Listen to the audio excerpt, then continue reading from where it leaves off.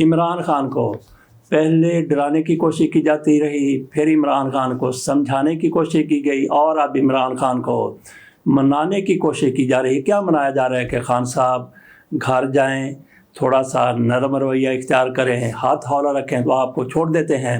لیکن عمران خان یوں کہتے ہوئے نظر آ رہے ہیں، باطل سے دبنے والے اے آسماں نہیں ہم 100 بار کر چکا ہے تو امتحان ہمارا۔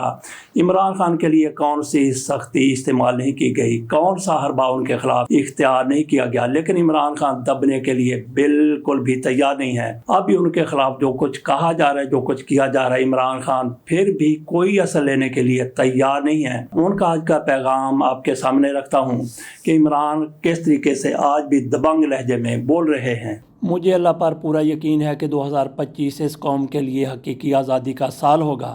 رجیم چینج کے بعد ملکی معیشت تباہ ہو کر رہ گئی ہے، کاروبار بند ہو رہے ہیں اور نیا سرمایہ آنے کی بجائے صنعت کار اپنی انویسٹمنٹ نکال کر لے جا رہے ہیں۔ معاشی ترقی کے لیے سرمایہ کاری کی ضرورت ہوتی ہے۔ معیشت کی اس بدحالی کو 4 بنیادی وجوہات ہیں۔ نمبر 1، ملک میں قانون کی حکمرانی، رول آف لا کا خاتمہ۔ ملٹری کورٹ سے سویلین سیاسی قیدیوں کو سزائیں دلوا کر سپریم کورٹ کے آئینی بینچ نے اپنا منہ کالا کیا ہے۔ عمران خان نے آئینی بینچ کے حوالے سے واضح طور پر کہا کہ انہوں نے یہ فیصلہ دے کے اپنا منہ کالا کیا ہے۔ اس سے اندازہ کر لیں جج صاحبان یہ کیا کر رہے ہیں اور ان کے بارے میں لوگ کیا کہہ رہے ہیں، اور سب سے لوگوں کا جو پسندیدہ آج لیڈر ہے وہ کیا کہہ رہا ہے۔ ملٹری کورٹس اور آئینی بینچ بنا کر ملک سے رول آف لا کا خاتمہ کر دیا گیا ہے۔ اس سے ہمارا GSP پلس سٹیٹس بھی خطرے میں پڑ گیا ہے۔ ملٹری کورٹس کی سزاؤں کے بعد پاکستان میں قانون کی حکمرانی کا مکمل طور پر خاتمہ ہو چکا ہے۔ عمران خان نے مزید کہا،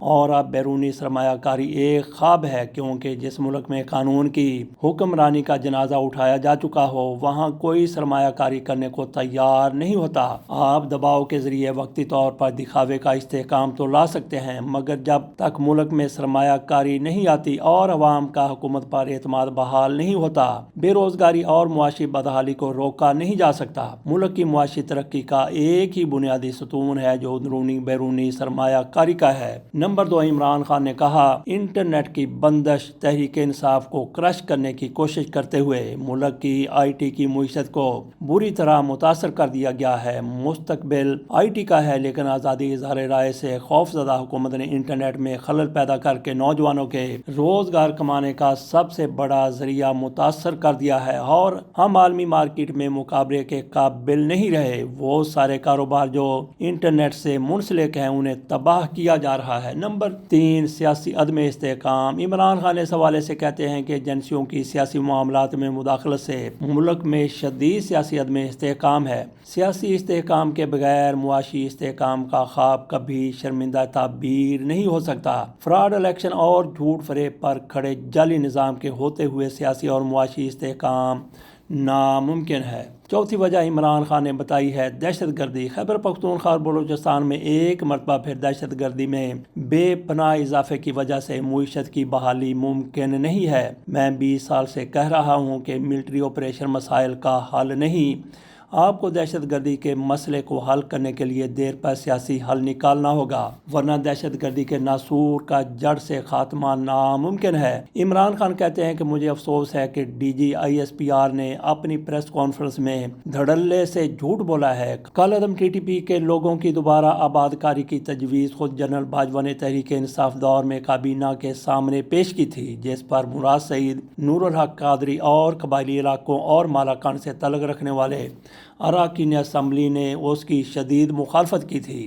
ہم نے اس وقت بھی کہا تھا کہ مقامی آبادی کو اعتماد میں لیے بغیر اٹھایا جانے والا کوئی بھی قدم دیرپا حل کی طرف نہیں لے جائے گا۔ کابینہ کے بعد اس وقت کی اپوزیشن کو بھی فوج اور سیکورٹی ایجنسیوں کی طرف سے بریفنگ دی گئی تھی۔ ہماری حکومت کے خاتمے کے بعد PDM حکومت کو بریف کیا گیا تھا۔ اکتوبر 2021 میں جنرل فیض کا تبادلہ ہو گیا تھا اور اس کے بعد کبھی یہ معاملہ ہمارے سامنے نہیں اٹھایا گیا، نہ اس پر ہمارے دور میں عمل ہوا۔ اگر آباد کاری ہی سے دہشت گردی میں اضافہ ہوا ہے تو مغربی بارڈر کے پار بمباری کیوں کی جا رہی ہے؟ بلوچستان میں دہشت گردی میں مسلسل اضافے کی وجہ سے حالات قابو سے باہر ہیں۔ اس کا ذمہ دار کون ہے؟ کنویں سے پانی نکالتے رہنے سے کوئی فائدہ نہیں ہوگا۔ مستقل حل کے لیے اپنی کوتاہیوں اور ناکامیوں پالیسیوں کا نہ صرف اعتراف کرنا ہوگا بلکہ تصحیح بھی کرنی ہوگی۔ ISPR کو جواب تو ملٹری کورٹس پر بھی دینا چاہیے۔ کون سا قانون آپ کو جج، جیوری اور خود ہی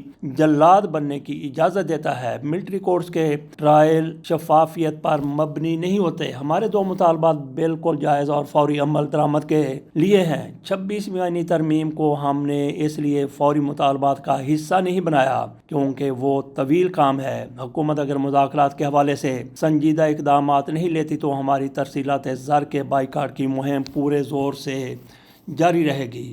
تو آپ نے سنیا کہ عمران خان کی طرف سے کیا کچھ کہا۔ آئینی بینچ کے حوالے سے انہوں نے جو کچھ کہا، ذرا اندازہ کریں کہ آئینی بینچ والے جج صاحبان کیسے فیصلے کر رہے ہیں۔ باقی عمران خان کی رہائی کا یقینی طور پر فیصلہ ہو چکا ہے۔ مذاکرات جو ہو رہے ہیں 2 جنوری کو حکومت اور تحریک انصاف کی کمیٹیوں کے مابین، وہ صرف اور صرف دنیا کو دکھانے کے لیے ہیں، ادروائز تو فیصلہ ہو چکا ہے۔ اور حکومت چاہتی ہے کہ کسی بھی طرح سے عمران خان کو، خصوصی طور پہ اسٹیبلشمنٹ بھی یہی چاہتی ہے کہ عمران خان کو کسی بھی طرح 20 جنوری سے پہلے رہا کر دیا جائے۔ ٹرمپ اس سے پہلے کہ آئے وہ کوئی فون کال کرے، وہ کوئی دباؤ ڈالے، اس سے پہلے عمران خان کو رہا کر کے اسے ہی تحفہ دے دیا جائے کہ جناب آپ اس کی رہائی کی بات کر رہے تھے تو یہ لیں، ہم نے تو ان کو پہلے سے ہی رہا کر دیا ہے۔ بہرحال عمران خان کی رہائی کا فیصلہ ہو چکا ہے، لیکن عمران خان ایسی رہائی کے لیے بالکل بھی تیار نہیں ہے جس کو ڈیل کہا جا سکے یا کمپرومائز کہا جا سکے۔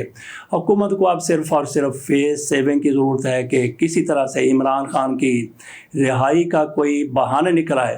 کل تک یہ لوگ کہتے تھے کہ یہ فتنہ ہے، یہ انتشار ہے، یہ ملک دشمن ہے، یہ پاکستان کو تباہ کرنے والے ہیں، انہوں نے 9 مئی کیا ہے تو ایسے لوگوں کے ساتھ مذاکرات ہو ہی نہیں سکتے، یہ کہا کرتے تھے یہی لوگ جو آج کل مذاکراتی ٹیم میں بھی شامل ہیں۔ تو یہ کس منہ سے مذاکرات کرنے کی ٹیبل پر آ رہے ہیں؟ کیا ان پر کوئی دباؤ ہے؟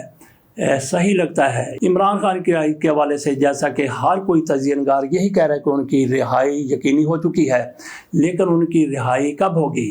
کئی نجومی صاحبان بھی اور دیگر تجزیہ کار بھی کہتے تھے کہ 2025 پاکستان کے لیے، خصوصی طور پہ عمران خان کے لیے بہترین سال ہوگا۔ ان کے لیے سہولتیں ہوں گی، ان کے لیے آسانیاں ہوں گی، ان کے لیے ریلیف ہوگا اور عمران خان کی رہائی بھی اسی سال ہو جائے گی۔ تو دیکھنا یہ ہے کہ عمران خان کی رہائی کس مہینے میں ہوتی ہے۔ نظر تو یہی آ رہا ہے کہ عمران خان کی رہائی جنوری ہی میں ہو جائے گی، چند دنوں میں ہو جائے گی، لیکن عمران خان جس طرح سے کہا جا رہا تھا کہ ایک بار پھر عروج پہ جائیں گے، اس کے لیے کون سا مہینہ ہوگا؟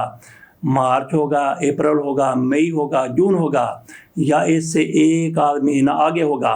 اس حوالے سے نجومی صاحبان سے ہم بھی بات کریں گے، آپ بھی بات کیجئے گا۔ تو باقی میاں نواز شریف صاحب وہ بالکل ہی کہیں لکے بیٹھے ہیں، چھپے بیٹھے ہیں۔ عمران خان کی طرف سے ان کو 12واں کھلاڑی کہا گیا ہے۔